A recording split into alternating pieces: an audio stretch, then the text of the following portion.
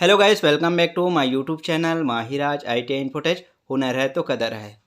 आज के हम वीडियो में जानेंगे कि राज्य व्यावसायिक परीक्षा यानी SCVT की एग्ज़ाम जो ITI में SCVT एग्ज़ाम होता है उसके प्रश्न पत्र कैसे आते हैं, किस तरह से प्रश्न आएंगे और पिछले साल के जितने भी प्रश्न पत्र है उसको आपको हल करके बताएंगे। तो चलिए हम वीडियो स्टार्ट करते हैं। राज्य व्यावसायिक परीक्षा 2021 का हमारे पास प्रश्न पत्र है जो कि computer operator and programming assistant के लिए है और ये सैद्धांतिक विषय यानी थ्योरी विषय का है। चलिए यहाँ पर कुछ MCQ क्वेश्चन दिए हैं और कुछ डिस्क्रिप्टिव दिए हैं, उसे हल करके बताते हैं। तो पहला प्रश्न है, स्प्रेडशीट पैकेज कौन सा है? तो स्प्रेडशीट पैकेज MS एक्सेल को कहा जाता है। तो यहाँ पर ये ऑप्शन सही होगा, एक्सेल एक स्प्रेडशीट प्रोग्राम है। दूसरे प्रश्न है, निम्न में से कौन सा MS ऑफिस का एक वर्जन नहीं है पूछा है। तो देखिए वर्जन आपको याद रखना होगा तभी आप वर्जन नहीं है बता सकते हैं। तो इसके वर्जन जो होते हैं 2003 है, 2007 है, 10 है, 13 है, 16 है और वर्तमान में 19 है। ठीक है, तो है करके नहीं पूछा है, नहीं है पूछा है। तो ऑफिस और विस्टा और ऑफिस XP ये दोनों ही माइक्रोसॉफ्ट का क्या है, ऑपरेटिंग सिस्टम है। ठीक है, तो इसमें एक ही चयन करना है। तो यहाँ पर लगता है ऑप्शन गलत दिया है करके होना चाहिए था, तो ये ऑफिस 2007 आ जाता। ठीक है, तो ऐसे प्रश्न आ सकते हैं, उसको अच्छे से समझ लीजिएगा। नेक्स्ट देखते हैं, एनालिटिकल इंजन का आविष्कार किसने किया? तो आपको ज्ञात होगा कि कंप्यूटर जब बना तो एनालिटिकल इंजन से ही शुरुआत हुई थी, जिसका आविष्कार सर चार्ल्स बेबेज ने की थी। तो इसका सही आंसर हो जाएगा चार्ल्स बेबेज, जिन्हें कंप्यूटर का पितामह भी कहा जाता है। नेक्स्ट प्रश्न है, कौन सा पावर पॉइंट में प्रेजेंटेशन को बंद कर देता है? तो जब भी हम पावर पॉइंट चलाते हैं उसको बंद करने या रोकने के लिए हम एस्केप की का इस्तेमाल करते हैं। नेक्स्ट प्रश्न है, राउटर का उपयोग OSI मॉडल में कौन सा लेयर में होते हैं? तो राउटर का हम उपयोग इंटरनेट को नेटवर्क पास करने के लिए करते हैं, जो कि लेयर 3 में होते हैं और लेयर 3 में नेटवर्क लेयर होते हैं। ठीक है, तो OSI लेयर में कुल 7 लेयर होते हैं, जिसमें से थर्ड लेयर क्या है, नेटवर्क लेयर है, जिससे राउटर का प्रयोग करते हैं। नेक्स्ट प्रश्न है, टैली में पेमेंट वाउचर एंट्री के लिए कौन सा फंक्शन की का उपयोग करते हैं? टैली में हम पेमेंट वाउचर एंट्री करने के लिए हम फंक्शन 5 यानी F5 का उपयोग करते हैं। नेक्स्ट प्रश्न है, VBA में चर घोषित किया जा सकता है? तो VBA में हम इम्प्लिसिटी और एक्सप्लिसिटी दोनों तरह से कर सकते हैं, इसलिए इसका आंसर होगा A और B दोनों। नेक्स्ट प्रश्न है, निम्न में से कौन सा फॉर्मेटिंग टैग नहीं है? तो I से इटैलिक होता है, B से बोल्ड होता है, U से अंडरलाइन होता है, जबकि A से एंकर टैग है, जिससे HREF सोर्स कोड देकर हम क्या करते हैं, हाइपर लिंक देते हैं। तो ये नहीं होगा। ईमेल भेजने के लिए कौन सा प्रोटोकॉल काम में आता है? तो ईमेल भेजने के लिए SMTP यानी सिंपल मेल ट्रांसफ़र प्रोटोकॉल आता है। अगर आपसे पूछा जाए प्राप्त करने के लिए, तो प्राप्त करने के लिए आपका आ जाता है POP3। नेक्स्ट क्वेश्चन है, VBA में इंटीजर डेटा टाइप कितने प्रकार के होते हैं या कितने साइज के होते हैं? तो VBA में इंटीजर का डेटा टाइप 2 बाइट का होता है। ठीक है, तो देख सकते हैं इस तरह से MCQ क्वेश्चन आए हैं। तो हमने हर एक टॉपिक पर MCQ वीडियो बना के रखे हैं टेस्ट सीरीज के नाम से, जिसका आपको प्लेलिस्ट मिल जाएगा। आप प्लेलिस्ट में जाएंगे तो सभी टॉपिक का आपको MCQ वीडियो मिल जाएंगे, जिसमें एक एक टॉपिक से 200 MCQ टॉपिक हिंदी में बनाया गया है। तो वहाँ जाकर देखिए, ताकि आपका एग्जाम के लिए आसान हो और आप ये सारे क्वेश्चन हल कर सकें। चलिए अब डिस्क्रिप्टिव क्वेश्चन बनाकर देखते हैं, जिसमें दूसरा प्रश्न है, सॉफ्टवेयर क्या है, इसके प्रकार का उदाहरण दीजिए। तो सॉफ्टवेयर प्रोग्राम के समूह होते हैं और सॉफ्टवेयर 3 तरह से होते हैं। ठीक है, कौन कौन सा? एक है आपका सिस्टम सॉफ्टवेयर, एक है आपका एप्लीकेशन सॉफ्टवेयर और एक है आपका यूटिलिटी सॉफ्टवेयर। तो इस तरह से सॉफ्टवेयर 3 तरह से होते हैं। नेक्स्ट प्रश्न है, लाइनक्स कमांड की किन्हीं 4 कमांड के बारे में बताइए। तो लाइनक्स में हम CP का इस्तेमाल करते हैं किसी फाइल को हम कॉपी करने के लिए। ठीक है, तो CP कमांड हो गया। MV कमांड है, तो किसी फाइल को हम मूव करने के लिए इसका प्रयोग करते हैं। LPR हो गया, तो किसी कमांड को या किसी फाइल को हम प्रिंट करने के लिए इसका उपयोग करते हैं। MKDIR, तो नई डायरेक्टरी बनाने के लिए हम इसका करते हैं। तो इस तरह से 4 ही पूछा है। आप चाहे तो काफ़ी सारा कमांड है, आप लिनक्स कमांड सारे कमांड याद कर सकते हैं। ठीक है, नेक्स्ट क्वेश्चन है, VBA में कंडीशनल स्टेटमेंट क्या है और विभिन्न प्रकार के कंडीशनल स्टेटमेंट को समझाइए। तो VBA में कंडीशनल कोई 2 या 2 से अधिक स्टेटमेंट को जांच करने के लिए इसका प्रयोग करते हैं, जैसे कि आपका हो गया if conditional, if else conditional इत्यादि। तो ये सभी VBA में कंडीशनल है। नेक्स्ट है, मेल मर्ज किया जाता है, मेल मर्ज करने के विभिन्न चरण लिखिए। तो मेल मर्ज इसलिए किया जाता है, कोई भी हम एक डॉक्यूमेंट तैयार करते हैं जिसे कई लोगों को भेजना होता है, तो एक में आपका डॉक्यूमेंट जो रहेगा उसको लिख लेना है और दूसरे में जिसके जिसके पास भेजना है उसका एड्रेस लिख लेना है, फिर उसको मर्ज कर लेना है, उसे ही मेल मर्ज कहते हैं। और ये कुल 6 चरण में होते हैं। ठीक है, तो कुल कितने स्टेप है? 6 स्टेप है। नेक्स्ट प्रश्न है निम्न में संक्षिप्त समझाइए। तो देखिए पहला क्या है, ई कॉमर्स है। तो ई कॉमर्स क्या है? एक इलेक्ट्रॉनिक मार्केट है, डिजिटल मार्केट है। ठीक है, यानी इलेक्ट्रॉनिक कॉमर्स है, जैसे कि फ्लिपकार्ट, ठीक, फ्लिपकार्ट हो गया, अमेजन हो गया, ये सब क्या है? ये सब ई कॉमर्स साइट है। तो वेट क्या है? इसका मतलब होता है वैल्यू एडेड टैक्स। ठीक है, वैल्यू एडेड टैक्स, जो कि टैली में ये इसका प्रयोग होते हैं, और किसी सामान के ऊपर टैक्स लगाया जाता है उसे हम वैल्यू एडेड टैक्स कहते हैं। नेक्स्ट है CSS। तो CSS क्या होता है? इंटरनेट में डिजाइन देने के लिए प्रयोग होते हैं। इंटरनेट में जो वेब पेज होता है, इसमें कुछ भी डिजाइन देना है तो हम CSS का प्रयोग करते हैं। नेक्स्ट है प्राइमरी की। तो डेटाबेस यानी DBMS में हम जब प्रयोग करते हैं, DBMS में MySQL हो या MS एक्सेस हो, तो प्राइमरी की का प्रयोग इसलिए करते हैं क्योंकि हमारा 2 टेबल के बीच में रिलेशन देना होता है। 2 टेबल के बीच में क्या होता है? रिलेशन देना होता है। तो जो प्रथम टेबल होते हैं उसका प्राइमरी की, और दूसरे टेबल वाले को फॉरेन की कहा जाता है, याद रखिए। इस तरह से हमने राज्य व्यावसायिक परीक्षा 2021 का प्रश्न पत्र का हल करके देखा। चलिए हम और प्रीवियस ईयर का देखते हैं। तो देख सकते हैं हमारे पास राज्य व्यावसायिक परीक्षा 2008 का भी प्रश्न पत्र है, ये भी थ्योरी का ही है। चलिए इसका प्रश्न हम हल करके देखते हैं। तो पहला प्रश्न है DHCP। तो DHCP का पूरा नाम क्या है? डायनेमिक होस्ट कॉन्फ़िगरेशन प्रोटोकॉल होता है। ठीक है, डायनेमिक होस्ट कॉन्फ़िगरेशन प्रोटोकॉल का आजकल बहुत ज़्यादा उपयोग हो रहा है। ये क्या करता है? कंप्यूटर को IP एड्रेस प्रोवाइड करता है, जो कि ऑटोमेटिक हो जाता है। और पहले क्या होता था? मैनुअल होता था, हर कंप्यूटर को हमें IP एड्रेस देना होता था। अब ये झंझट खत्म है, क्योंकि अब DHCP आ गया है। हर एक कंप्यूटर को ये IP address, unique IP address provide कर देते हैं। सेकेंड है SQL। तो पूरा नाम होता है स्ट्रक्चर क्वेरी लैंग्वेज। इसमें खालिस्तान कमांड का प्रयोग करके टेबल में डेटा प्रविष्ट की जाती है। इसमें हम डेटा प्रविष्ट करने के लिए, डेटा एंट्री करने के लिए हम इंसर्ट इनटू कमांड का प्रयोग करते हैं। TDS का फुल फॉर्म क्या है? तो TDS का फुल फॉर्म है टेक्स्ट डेडिकेशन एंड सोर्स। ठीक है, ये भी टैली का क्वेश्चन है। नेक्स्ट है F5 खालिस्तान वाउचर को ओपन करते हैं, ये भी टैली का है। तो F5 हमने प्रीवियस ईयर में, प्रीवियस प्रश्न में भी ये क्वेश्चन हल किए थे। तो F5 किस लिए करते हैं? पेमेंट वाउचर एंट्री करने के लिए। ठीक है, एरे एक प्रकार का खालिस्तान डेटा स्ट्रक्चर है। ठीक है, एक ही डेटा टाइप के अवयवों को समूह होता है जिन्हें एक नाम द्वारा व्यक्त किया जाता है, उसे ही हम एरे कहते हैं। TCP/IP का पूरा नाम क्या है? तो TCP/IP का पूरा नाम है transmission control protocol internet protocol. तो देख सकते हैं यहाँ पर काफ़ी सारे फुल फॉर्म आ रहा है। तो हमने कुछ दिन पहले ही एक फुल फॉर्म पर पूरा वीडियो बनाया है, जिसमें 200 से ज़्यादा फुल फॉर्म्स क्वेश्चन हल किए हैं। तो आप वो वीडियो जरूर देखिएगा, आपको सारे फुल फॉर्म याद हो जाएंगे। नेक्स्ट प्रश्न है डॉस में नई डायरेक्टरी बनाने के लिए कौन सा कमांड का प्रयोग होते हैं? तो डॉस में नई डायरेक्टरी बनाने के लिए हम MD का इस्तेमाल करते हैं। MD यानी मैक डायरेक्टरी। नेक्स्ट प्रश्न है किसी वेब पेज का पहला पेज क्या कहलाता है? तो किसी वेब पेज का पहला पेज हमारा होम पेज कहलाता है। वेब पेज और डायनेमिक वेब पेज में अंतर समझाइए। स्टैटिक वेब पेज होते हैं जो हर समय एक से ही होते हैं, यह स्थिर रहते हैं। Static web page HTML, JavaScript, CSS एवं इमेज आदि टूल का उपयोग कर बनाया जाता है। तो ये सभी स्टैटिक वेब पेज है। वही डायनेमिक की बात की जाए तो डायनेमिक वेब पेज होते हैं जिन पर प्रदर्शित जानकारी समय के अनुसार परिवर्तित होते रहते हैं, क्षेत्र के अनुसार, भाषा के अनुसार, विभिन्न परिस्थितियों में बदलती रहती हैं। इसे विभिन्न स्क्रिप्टिंग भाषाओं से मिलकर बनाया जाता है, जैसे ASP, JSP, पर्ल, PHP। तो ये सब डायनेमिक आपका वेब पेजेस है। लिखित को समझाइए। Acid, plotter, hacking. तो एसिड DBMS में उसकी प्रॉपर्टी का सेट होता है, और प्लॉटर क्या होता है? प्रिंटर का बड़ा रूप है जिसमें ग्राफिक वगैरह को प्रिंट की जाती है। हैकिंग की बात की जाए तो किसी की सूचना को गुप्त रूप से चुरा लेना या किसी कंप्यूटर को हैक कर लेना, उसकी जानकारी चुरा लेना हैकिंग कहलाता है।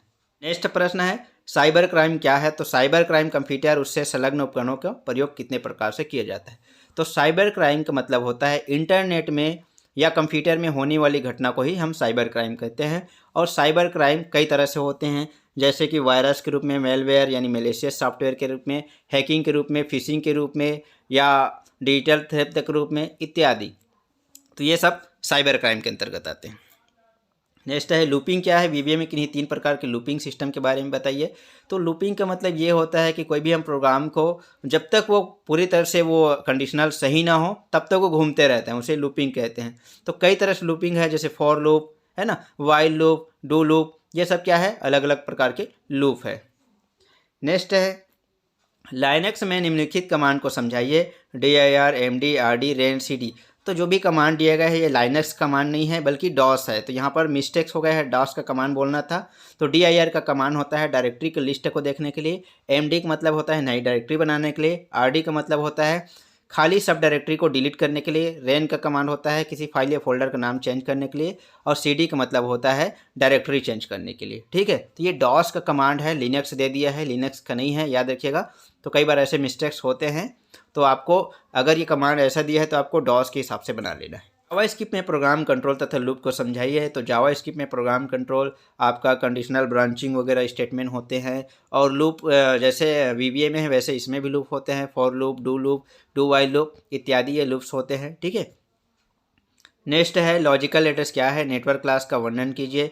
तो लॉजिकल एड्रेस का मतलब होता है इंटरनेट का पता, जिसे हम आईपी कहते हैं, इंटरनेट प्रोटोकॉल। ठीक है, तो हर एक कंप्यूटर के लिए एक लॉजिकल एड्रेस होता है, एक यूनिक एड्रेस होता है, जिसमें कुछ इस तरह से लिखा रहता है 198.168.1.1.150 या कोई भी नंबर हो सकता है। ठीक है, तो इस तरह से रहते हैं, जो कि 4 ऑक्टेट में रहता है, यानी 8 बिट का समूह होता है। तो टोटल 32 बिट का रहता है, जिसमें आपको 2 वर्जन है, एक IPv वर्जन 4 और IPv वर्जन 6। वर्तमान में ज़्यादा नेटवर्क होने की वजह से IPv 6 भी आ गया है। नेटवर्क क्लास की बात की जाए तो कुल 5 नेटवर्क होते हैं, A B C D और E। ठीक है, तो A जो होता है बड़ी कंपनियों के लिए होता है, ठीक है, जो 0 से 126 तक उसकी जो क्लासेस होता है। फिर B होते हैं मध्यम कंपनी के लिए होते हैं 127 से 91 तक, और फिर C होते हैं। ठीक है, तो ये तीनों ही हमारा सी जो है छोटे मध्यम छोटे कंपनियों के लिए होते हैं। उसके बाद जो डी होते हैं वो ब्रॉडकास्टिंग के लिए होती हैं, और जो ई होते हैं वो आपको भविष्य के लिए सुरक्षित रखा है या वैज्ञानिक कार्यों के लिए सुरक्षित रखा है। तो इस तरह से जो है 5 क्लास फुल आईडी होते हैं नेटवर्किंग में। चलिए हम प्रीवियस क्वेश्चन और देखते हैं, आपका एम्प्लॉयबिलिटी स्किल का। ठीक, तो कुछ क्वेश्चन इसमें थोड़ा साफ नहीं दिखाई दे रहा है, फिर भी समझने की कोशिश करेंगे। तो यहाँ पर पहला क्वेश्चन है, MS एक्सेल में किसी स्टेटमेंट का सबसे अंतिम कॉलम क्या है। तो सबसे अंतिम कॉलम होता है XFD। ठीक है, याद रखिएगा XFD, और जितनी भी कॉलम है तो ये रहेगा आपका 10,48,556। ठीक है, 10,48,556, ये 2010 या 2007 में रहेगा, उससे पहले में कम था। ठीक है, तो XFD लिखा रहेगा, याद रखिएगा। नेक्स्ट प्रश्न है, इनमें से कौन सा साइबर अपराध की श्रेणी में आता है।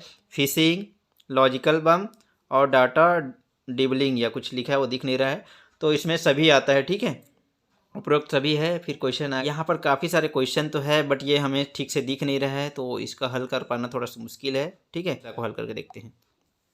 ये आपका प्रैक्टिकल है, चलिए प्रैक्टिकल भी देख लेते हैं कि प्रैक्टिकल एग्जाम में किस तरह से क्वेश्चन आते हैं। तो देख सकते हैं, पहले प्रश्न है माइस्क्यूएल का, काफ़ी अच्छा प्रश्न है। माइस्क्यूएल में डेटाबेस बनाइए डिपार्टमेंट नाम का।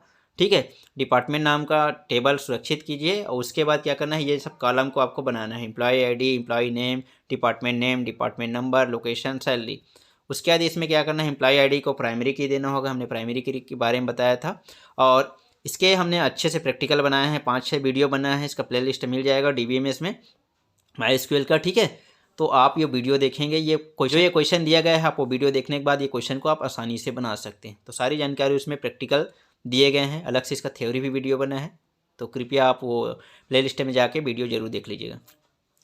उसके बाद यहाँ पर बोला है कम से कम 5 कर्मचारी का नाम आपको एंट्री करना है। ये जानकारी जो दिया है, कॉलम दिया है, उसका 5 कम से कम कर्मचारी होना चाहिए। फिर यहाँ पर अपडेट करना है और डिलीट भी करना है, यानी किसी कर्मचारी को अपडेट कर दीजिए, या उसकी सैलरी अपडेट कर दीजिए, या उसे डिलीट कर दीजिए। ठीक है, उसके बाद यहाँ बोला गया है टेबल को, डेटा को एम्प्लॉय नेम के अनुसार बढ़ते क्रम में, यानी यहाँ शॉर्ट कर दिया है। ठीक है, बढ़ते क्रम में।